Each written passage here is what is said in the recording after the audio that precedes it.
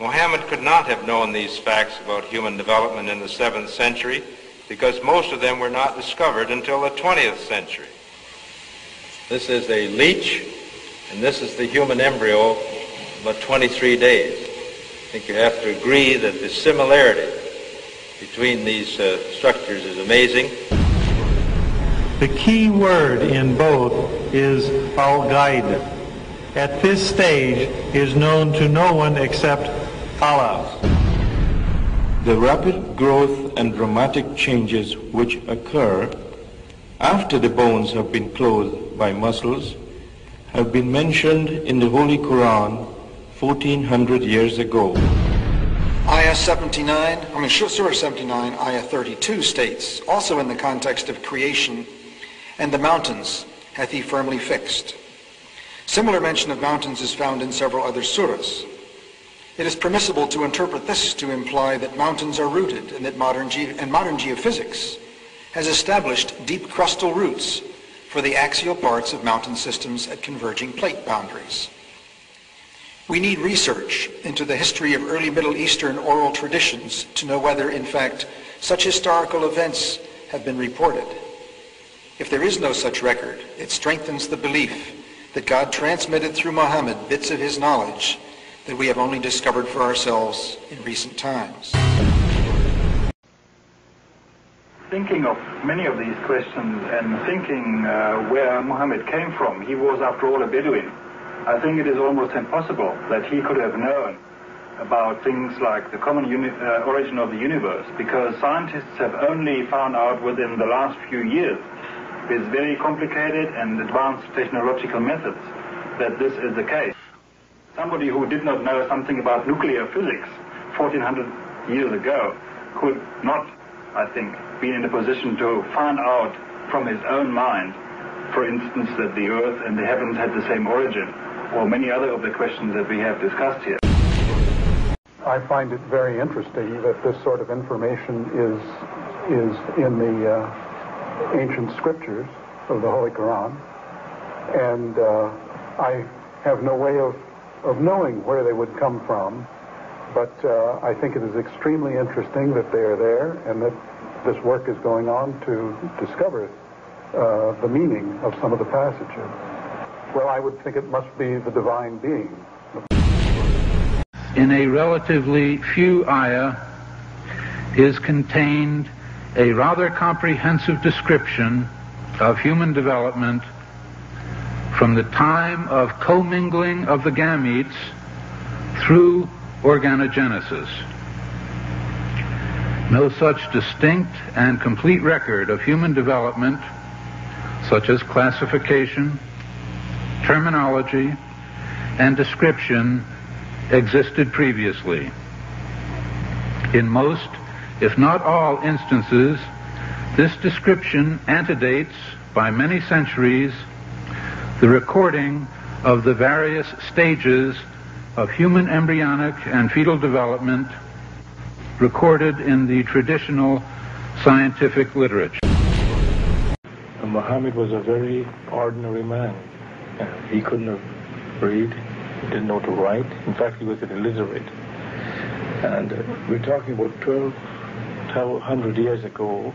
You have someone, a literate person, making profound pronouncements and statements that are amazingly accurate of a scientific nature.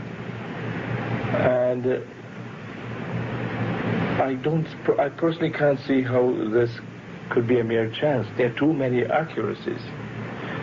And like Dr. Moore, I have no difficulty in my mind reconciling that this is a divine inspiration or revelation which led him to these statements. Summary. The Quran describes not only the development of external form, but emphasizes also the internal stages, the stages inside the embryo of its creation and development, emphasizing major events recognized by contemporary science.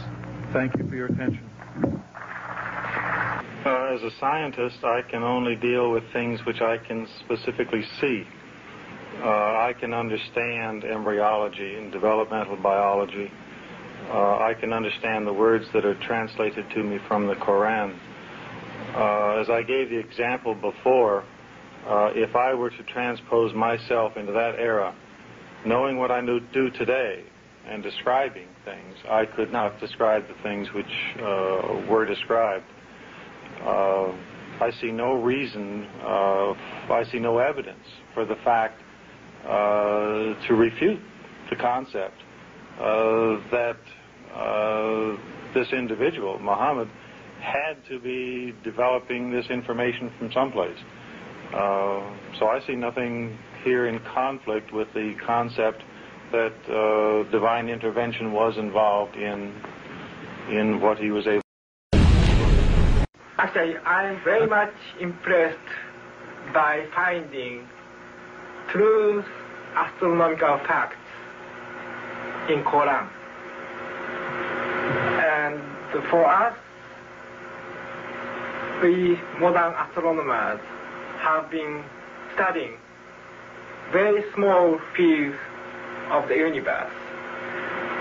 We concentrated our efforts for understanding of very small parts, because by using telescope we can see only a very few parts of the sky without thinking whole the universe. So by reading Quran and by answering to your questions, I think I can find my future way for investigation of the universe. And then when I was maybe about 1/3 in Quran, I remember telling my wife, you know, this Muhammad, he must have been a very smart, very intelligent man, because this book is very clear, very logical, very easy to follow, and there are no contradictions. But then as I read later, I suddenly saw a scientific fact which I knew was only discovered in the 20th century. So immediately I saw that Muhammad is not the author of the Quran. That Muhammad is a messenger sent by God to give the Quran to mankind. I saw, mashallah, Muhammad Rasulullah.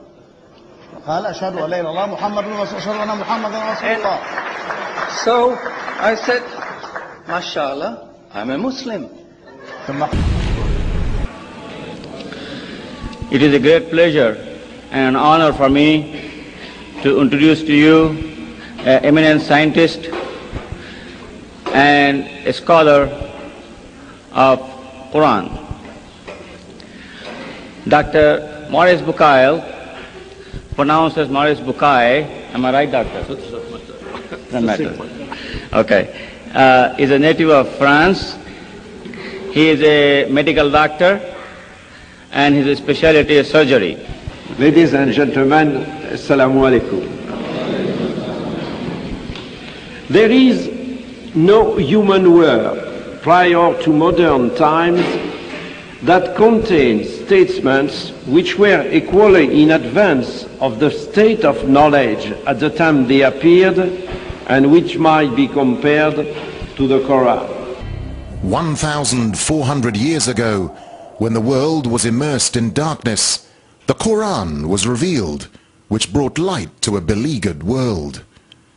And whereas the earlier books came with many scientific mistakes, due to the hand of man having delved into them, the Quran had none of these contradictions.